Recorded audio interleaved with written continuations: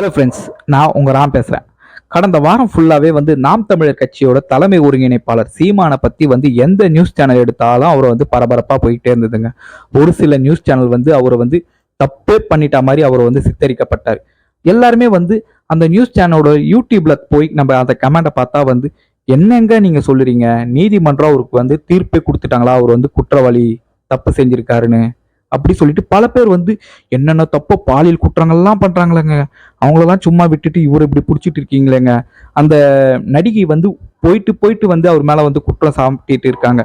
இதெல்லாம் ஆளுங்கட்சி எதிர்கட்சி இவங்கலாம் சீமான் அவர்கள் வளர்ந்துகிட்டே இருக்காருங்க. அவர் பழிவாங்குற விதமா இதெல்லாம் பண்ணிட்டு இருக்காங்க சொல்லிட்டு எந்த நியூஸ் சேனல்லையும் யூடியூப்ல கமெண்ட்ல இது மாதிரி வறுத்து எடுத்துட்டு இருந்தாங்க அவரை பத்தி சித்தரிச்சத. இன்னைக்கு இயக்குனர் பேரரசு அவர்கள் ஒரு கருத்து சொல்லியிருக்காருங்க.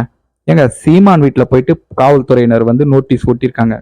அதை டைரக்டா போயிட்டு அவங்க மனைவி கிட்டே கொடுத்துருக்கலாமேங்க. ஏன்னா அவங்க மனைவி வீட்டில் தானே இருந்தாங்க, கொடுத்துருக்கலாமேங்க.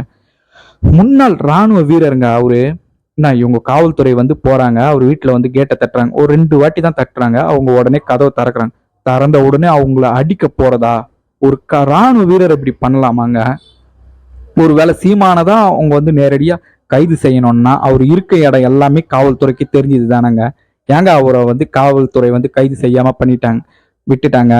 ஏன் இங்க இப்படி பண்ணணும்? ஒரு ராணுவ வீரரை இப்படி அவமதிக்கணுமா? இது மட்டும் இல்லாம பொள்ளாச்சி இது மாதிரிலாம் பல இடங்கள் பாலியல் குற்றங்கள் எப்படிலாம் நடக்குது. அவங்களெல்லாம் காவல்துறை ஏங்க இது மாதிரி பண்ண மாட்டாங்க? இது மாதிரி பண்ணாதானே மக்களுக்கு ஒரு விழிப்புணர்ச்சி இருக்கும். இது மாதிரி பண்ணணும்னு நினைக்கிறவன் பண்ண மாட்டான் அப்படின்னு சொல்லிட்டு இருந்தாரு பேரரசு. நீங்க என்ன நினைக்கிறீங்க? சீமான் இது அரசியல் ரீதியா ஏன்னா வளர்ந்துகிட்டே வராரு. இன்னைக்கு கிட்டத்தட்ட 8% மேல ஓட்டு வங்கி வச்சிருக்காரு.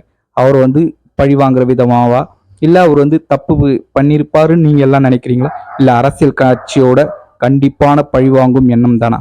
இதை நீங்க எல்லாருமே உங்க கமெண்ட்ல சொல்லுங்க ஃப்ரெண்ட்ஸ்.